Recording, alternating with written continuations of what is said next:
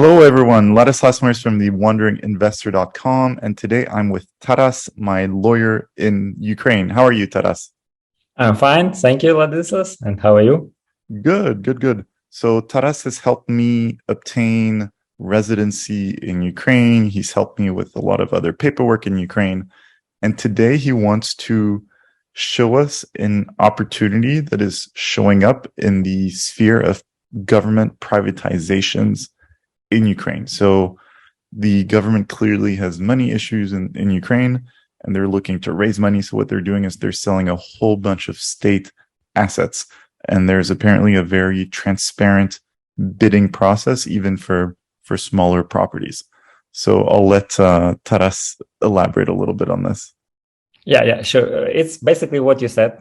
We have this idea of whole new type of privatization or for sale government properties in a form of auction that are done online without any kind of corruption or any stuff. So what they do, they just offer for bidding individuals, companies, and what is also good that they allow to do it for foreigners. So the whole new law was changed in this summer, and actually it started in August, I guess. This new type of simplified way how to do it. Of course, it still needs some paperwork to do, but it makes, in this situation that we have now, less offers and some prices that really can be attractive. It's not the type of real estate that you would go and buy like residential one.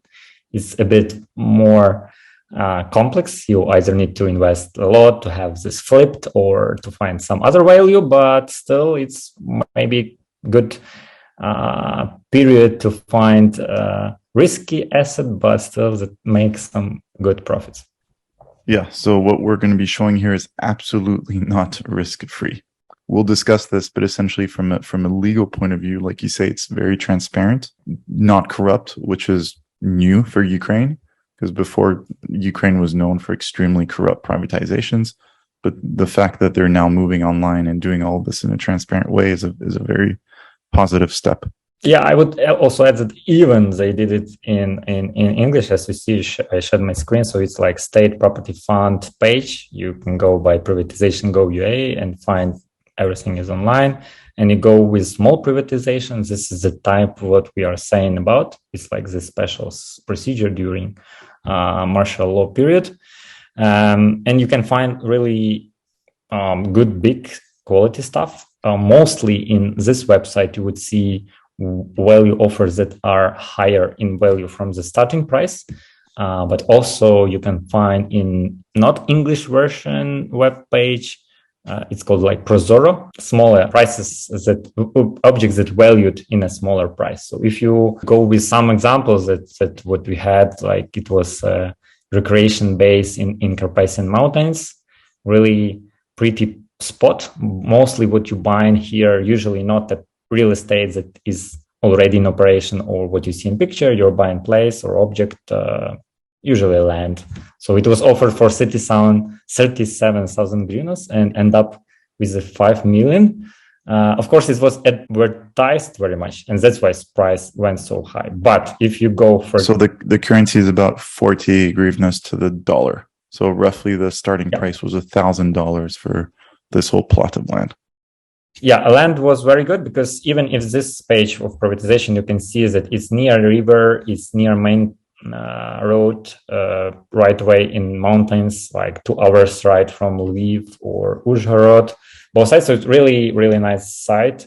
And that's why competition was higher. And it was advertised, as I said, very much in media because it was very first stages of this privatization. So they wanted to show how it can be done. And what we hope to see further, objects that would not be so much advertised, but still would have this value. And I like sure that it's like a ton of these assets that are like just waiting and they never used, but you can still find them.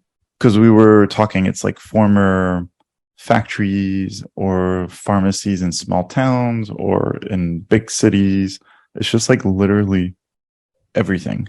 There's like random buildings and plots of land all over the country that are being sold this way. I even seen the plane that is advertised there. Really? Yeah. So the second example was a similar way, but in near seaside, Black Sea. Also recreation base. It was offered for 6 million, and nobody came to offer because for offering you need to pay deposit, and it's like 10% usually from the price. So here they are offering this for 3 million now, and I still don't know if it has this value of 3 million or not. But it's one of objects that you can be like have this understanding what you can find in the stuff. So formally and legally, you need to go through 3 ways. First, you need to register on a trading web page, and unfortunately, they are not translated as this one state-owned in English. Usually, it will be in Ukrainian. So you need to find someone that would help, so we can do it. Then you need to upload very simple 3 papers about that you are not Russian, you have your source of income, and you would guarantee that when you do this bidding, you would agree for the price. Otherwise, you would pay some fine. And third, what you also need to be sure that what you're buying in from the state is what you want or what you see. So in this example of this 3 million, when you're buying 5,000 square meters in buildings that really cannot be usable, you are aiming to get 2 hectares of a land right across the sea. So it's like seaside land, but still, even in this ad that's on public page, you see that it's court decision that has this 2,000 square meters. But in fact, the plot is not registered. And that's why this may be a red flag for most investors that never came even for the first auction. That's why you need to have still somebody to check. But a part of it, it's really, really interesting stuff. You can see in Kyiv, even I shown also some objects that are, for example, like bad building, but still is like few meters from metro station. And it's like city that can be very good to have this place. Also Chreshchatyk Street, not very good object, but it's like, again, you have right in heart of the city, some real estate. So nevertheless, to sum up, really cool stuff to check. You can check it by yourself. Like if you want it. Cool stuff, a lot of crap, but some cool stuff. Yeah, that's true. You need to find this really value here. Okay, cool. So thank you, Taras. So this is very, very interesting. So essentially, people can go directly themselves onto the English website, kind of browse through all the properties. But you were saying it's more the more expensive properties that are marketed on the English website. If people want to have all the kind of cheap stuff, they should go to the Ukrainian website as well. So people should really be looking at both. So essentially people can do that on their own. Then you can help if they want to put a bid, you can help with the paperwork and do the due diligence on the actual properties. And closing of the deal is also important. It's not obligatory to go if you have somebody that is authorized by a power of attorney to have this deal done, because after you bid and even win, you have a period of months to pay, and then additionally months or 2 to close it to sign. So you have enough time to be sure that you would send, for example, power of attorney, and then somebody would go and sign all papers on your name. Cool. Fantastic. Thank you very much, Taras. This was very interesting. So again, people do your, look at, whether you want to invest in Ukraine or not right now. It's obviously risky.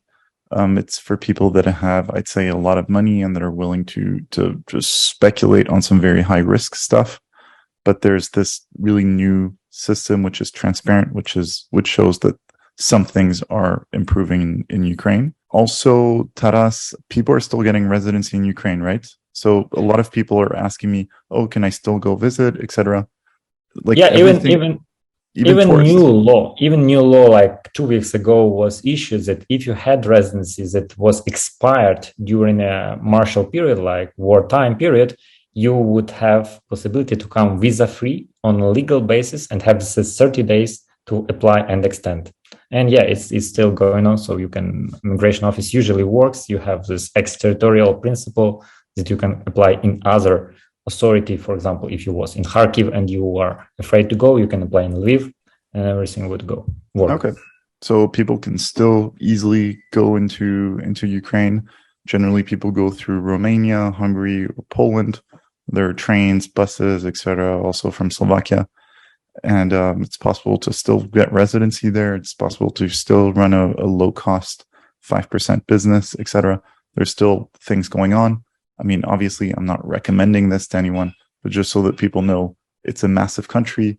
And yes, there's a big conflict, but, people are still going on with their lives. Yeah, true. All right, fantastic. So if people are interested in getting in touch with Taras, there's his email right below. Thank you very much. Take care, Taras. Bye-bye, ladies. You can go to my website, thewanderinginvestor.com, and sign up to the private list. It's entirely free. This way you will be getting insider information as I travel around the world looking for opportunities. Lastly, feel free to follow me on Instagram at The Wandering Investor. I look forward to hearing from you.